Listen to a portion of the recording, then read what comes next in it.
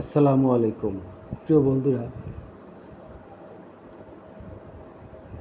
আমি মোহাম্মদ আমিরুল ইসলাম, একজন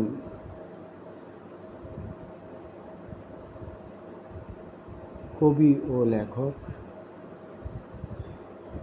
আমার লেখা কবিতাগুলি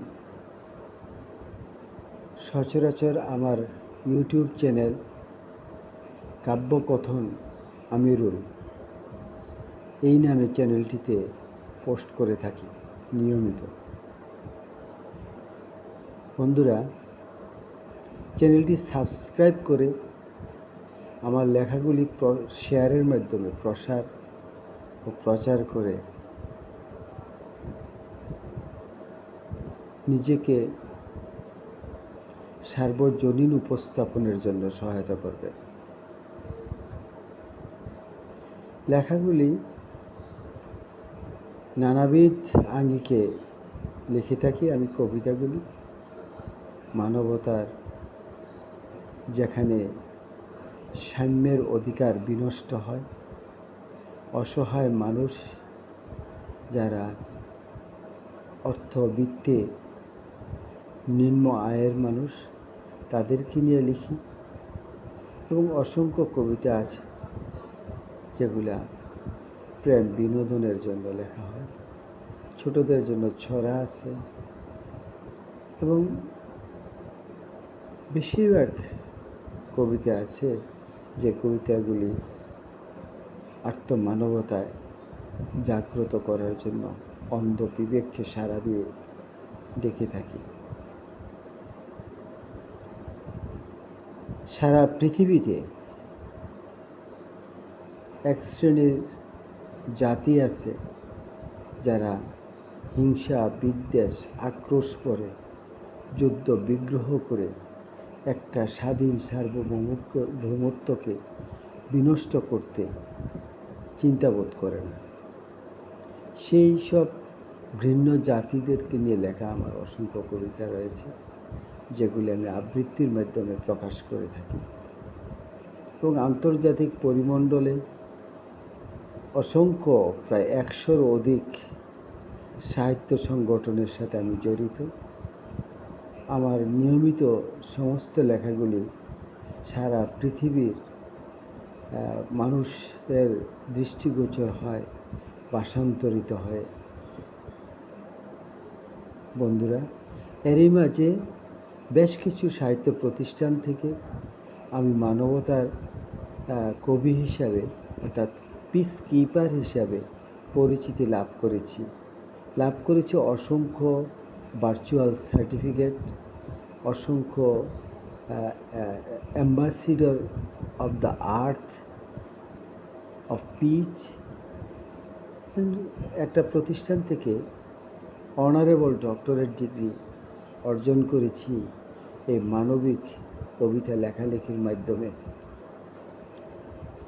অধিকাংশ আমাদের বাংলাদেশের অনেকগুলো সাহিত্য সংস্থার সাথেও আমি জড়িত আছি। পাশাপাশি অধিকাংশই আমার লেখা আন্তর্জাতিক পরিমণ্ডলে প্রসারিত। আমি ইকুয়েডর ও ক্রোয়েশিয়া থেকে মেরিল্যান্ড কবি হিসাবে উপাধিতে ভূষিত হয়েছি আমার একটি কবিতা প্রতিযোগিতামূলক উপস্থাপনের মাধ্যমে। কবিতাটির নাম ছিল বিক্ষোভ নয়, স্রষ্টা স্বরূপ। স্রষ্টার স্বরূপে একদিন আল্লাহ পাক কিয়ামতের ময়দানে মানুষকে বলবে, আমি তোমার কাছে খাবার চেয়েছিলাম, তুমি আমাকে ফিরিয়ে দিয়েছ, তুচ্ছ তাচ্ছিল্য করেছ। আমি তোমার কাছে পানি চেয়েছিলাম, তুমি এক গ্লাস পানি দিয়ে আমার তৃষ্ণা মিটাইতে পারোনি, তুমি আমাকে তুচ্ছ বলেছ, আমি ভিক্ষুক মনে করি। মানুষ বলবে, ইয়া আল্লাহ, আপনি তো সর্বশক্তিমান, আপনার কাছে কোনো কিছুর অভাব নাই, আপনি কখন খাবার চাইতে গেলেন, আপনি কখন পানি চাইতে গেলেন, আপনি কখন বস্ত্র চাইতে গেলেন, আপনি কখন সাহায্য চাইতে গেলেন, আপনি কখন থাকার জন্য আরজ করলেন পথের পথিক হয়ে। আল্লাহ বলবেন, কেন তোমার কাছে ভিক্ষুক যায় নাই? সে তোমার কাছে হাত পাতে নাই এক মুঠো ভাতের জন্য, হাত পাতে নাই একটা টাকার জন্য। তোমার কাছে রাত্রি নিশীথে পথিক হয়ে, অসহায় পথিক হয়ে সাহায্য চায় নাই একটু আশ্রয়ের জন্য। এক গ্লাস পিপাসিত পথিক পানির তৃষ্ণায় আক্রান্ত হয়ে তোমার কাছে এক গ্লাস পানি চায় না। তুমি তো তখন ছোট ভিক্ষুক ভেবে ছিন্ন ভিন্ন ময়লাযুক্ত পোশাকে সেই পাগল মনে করে তাকে কিছু দাও নাই, ফিরিয়ে দিয়েছ। ওই আলোকে আমার লেখা ছিল কবিতাটি। ভিক্ষুক নয়, স্রষ্টার স্বরূপ। আলহামদুলিল্লাহ, ইকুয়েডর ও ক্রোয়েশিয়া যৌথ আয়োজনে কবি অ্যান্থনিও গাওনা কর্তৃক আমার এই কবিতাটি অত্যন্ত প্রশংসা জুগিয়েছে এবং ইকুয়েডরের একটা প্রখ্যাত প্রদেশের নাম মেরিল্যান্ড, ওই প্রদেশটার নামে আমাকে ভূষিত করে একটা সনদ দিয়েছে।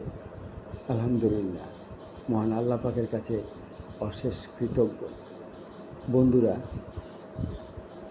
আমি চেষ্টা করি, অ্যাকচুয়ালি বেশি উচ্চ শিক্ষায় শিক্ষিত নই আমি, জ্ঞানে জ্ঞানী, অধিক জ্ঞানের জ্ঞানী নই আমি। আমার ক্ষুদ্র জ্ঞান ও প্রতিভা দিয়ে চেষ্টা করি মহান আল্লাহর দেয়া অভিজ্ঞতা জ্ঞান আর যেন মানবিক কাজে লাগে সেইভাবে লিখতে। সেই সাথে আমি আমার নিজের মানসিকতাকেও ব্যবহার করেছি, যেগুলি অসংখ্য প্রেমের কবিতা দিয়ে। বন্ধুরা, আমি মনে করি আমার লেখনীতে অনেক জাগরণমূলক কথা রয়েছে। 2024 গণ অভ্যুত্থানে আমি অসংখ্য প্রতিবাদী কবিতা, জাগরণমূলক কবিতা লিখেছি। সর্বশেষ যে কবিতাটা লিখেছিলাম 4 তারিখ, ঘেরাও কর গণভবন, ঠিকই ঘেরাও হয়েছে, কিন্তু আমার আবেগ তার আগেই প্রকাশ করেছে এই আবেদনটি। হে মানুষ, হে বাংলার জাগ্রত জনতা, কুখ্যাত স্বৈরাচারের আসনকে দখল কর, ছিন্ন ভিন্ন কর তার সন্ত্রাসী মসনদ, আমি লিখেছিলাম। অবশ্য পারিবারিকভাবে আমাকে আমার এলাকার বেশ কিছু আওয়ামী ভাইয়েরা আমার বড় ভাইয়ের কাছে অভিযোগ করেছিল আমি যেন এইসব লেখা থেকে বিরত থাকি। বন্ধুরা, অন্যায়কে অন্যায় বলতে শিখেছি, সত্যকে সত্য বলতে জেনেছি, সাদাকে সাদা, কালোকে কালো বলতে জেনেছি। ভয় ভীতি নিয়ে কখনো বেড়ে উঠিনি। বাবা মায়ের আদর্শ আমার জীবনের প্রতিটা পরতে সংযুক্ত আছে। মহান আল্লাহ আমাদের সবাইকে হেফাজত করুন সকল প্রকার অনিষ্টতা থেকে। বন্ধুরা, আমার ইউটিউব চ্যানেলটি সবাই সাবস্ক্রাইব করে আমার লেখাগুলি শেয়ারের মাধ্যমে প্রসারিত করে সকল অন্ধ বিবেককে জাগ্রত করার সহায়ক হোক, এই কামনা করছি। আল্লাহ হাফেজ। সমস্ত মানুষের জন্য মহান আল্লাহর অশেষ নেয়ামত রহমত বর্ষিত হোক। আমিন।